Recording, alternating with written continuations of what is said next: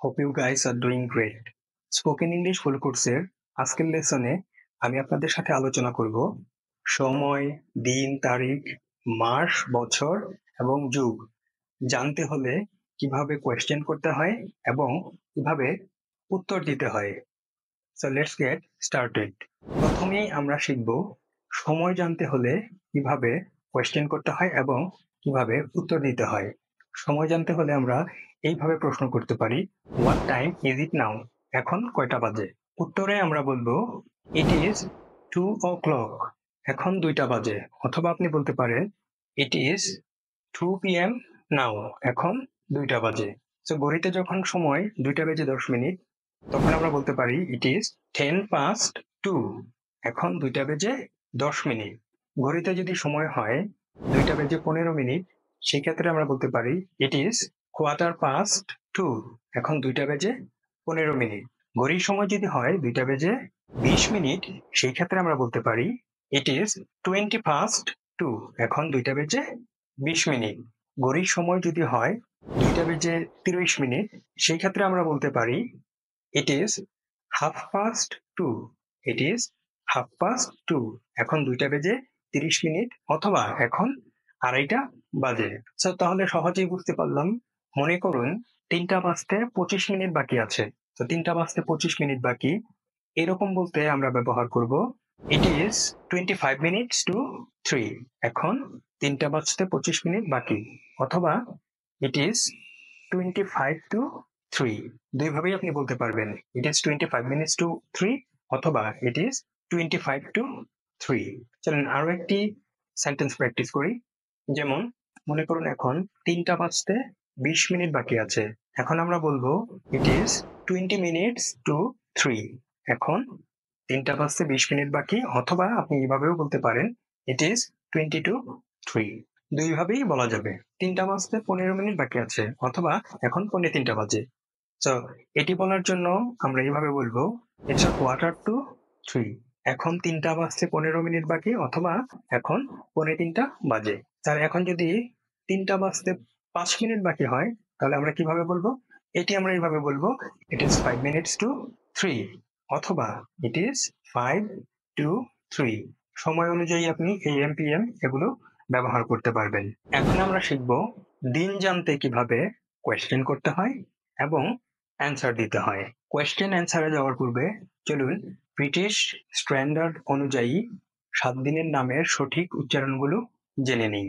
আমরা সাধারণত 7 দিনের নামগুলো এইভাবে উচ্চারণ করে থাকি: Saturday, Sunday, Monday, Tuesday, Wednesday, Thursday, Friday. চলুন এখন একটু ব্যতিক্রম ভাবে উচ্চারণ করি। তাহলে স্যাটারডেকে আমরা বলবো স্যাটারডে, স্যাটারডে। সানডেকে আমরা বলবো সানডে, আমরা ডে বলবো না, ডে না বলে আমরা বলবো ডে, তাহলে সানডে। মানডেকে আমরা মানডে বলবো না, আমরা বলবো মানডে, মানডে। টুইসডেকে আমরা টুইসডে বলবো না, আমরা বলবো টিউসডে, টিউসডে। ওয়েডনেসডেকে আমরা ওয়েডনেসডে না বলে আমরা বলবো ওয়েডনেসডে, ওয়েডনেসডে। থার্সডে না বলে আমরা বলবো থার্সডে, থার্সডে। ফ্রাইডে না বলে আমরা বলবো ফ্রাইডে, ফ্রাইডে। তাহলে চলুন এখন দেখি কিভাবে দিন জানতে প্রশ্ন করতে হয় এবং উত্তর দিতে হয়। যেমন what day is it today? আজ কি বার? What day is it today? আজ কি বার? তাহলে অ্যান্সারে আমরা নির্দিষ্ট দিনের নামটি বলতে পারি। মনে করুন আজ শুক্রবার, অ্যান্সারটা এইভাবে দিতে পারি today is Friday, today is Friday, আজ শুক্রবার। What day was it yesterday? What day was it yesterday? গতকাল কি বার ছিল? এর উত্তরে আমরা বলতে পারি ইয়েস্টারডে ওয়াজ থার্সডে, গতকাল ছিল বৃহস্পতিবার। What day will it be tomorrow? আগামীকাল কি বার? এর উত্তরে আমরা এইভাবে বলবো টুমরো উইল বি স্যাটারডে, আগামীকাল শনিবার। What was it the day before yesterday? গত পরশুদিন কি বার ছিল? The day before Yesterday was Tuesday. গত পরশুদিন ছিল মঙ্গলবার। What will it be the day after tomorrow? আগামী পরশুদিন কি বার? তাহলে অ্যান্সার আমরা বলবো the day after tomorrow will be Sunday. আগামী পরশুদিন রবিবার। ওয়েল, এখন আমরা শিখব মাস জানতে হলে কিভাবে কোয়েশ্চেন করতে হয় এবং উত্তর দিতে হয়। কোয়েশ্চেনে যাওয়ার আগে চলুন ব্রিটিশ স্ট্যান্ডার্ড অনুযায়ী 12 মাসের নামগুলোর সঠিক উচ্চারণ জেনে নিই। তাহলে আমরা বলি জানুয়ারি, এটা হবে জানুয়ারি। আমরা বলি ফেব্রুয়ারি, এটা হবে ফেব্রুয়ারি। আমরা বলি মার্চ, এটি হবে মার্চ। আমরা বলি এপ্রিল, এটি হবে এপ্রিল। আমরা বলি মে, এটি হবে মে। আমরা বলি জুন, এটি হবে জুন। আমরা বলি জুলাই, এটি হবে জুলাই। আমরা বলি আগস্ট, এটি হবে অগাস্ট। আমরা বলি সেপ্টেম্বর, এটি হবে সেপ্টেম্বর সেপ্টেম্বর। আমরা বলি অক্টোবর, এটি হবে অক্টোবর অক্টোবর।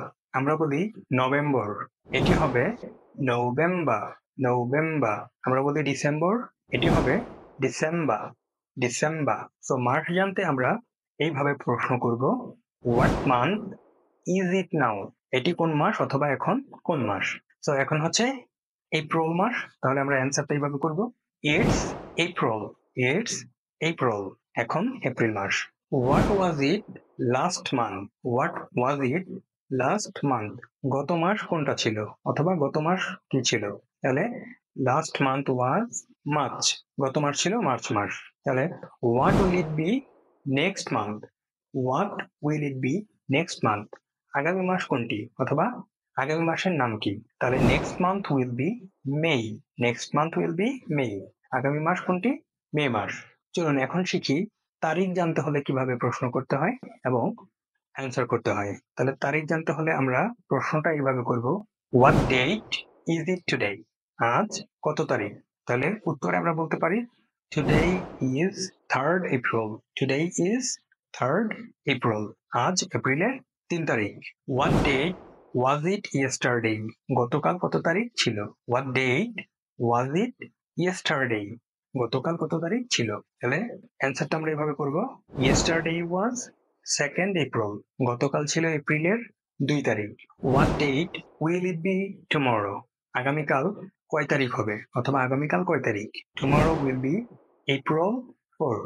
আগামীকাল এপ্রিলের 4 তারিখ। এখন হচ্ছে বছর জানতে আমরা যেভাবে কোয়েশ্চেন করতে পারি এবং কোয়েশ্চেনের অ্যান্সার দিতে পারি। তাহলে চলুন একটু দেখে নিই। কোয়েশ্চেনটা হবে এইভাবে, হোয়াট ইয়ার ইজ ইট নাও? এখন কত সাল? হোয়াট ইয়ার ইজ ইট নাও? এখন কত সাল? তাহলে এখন কত?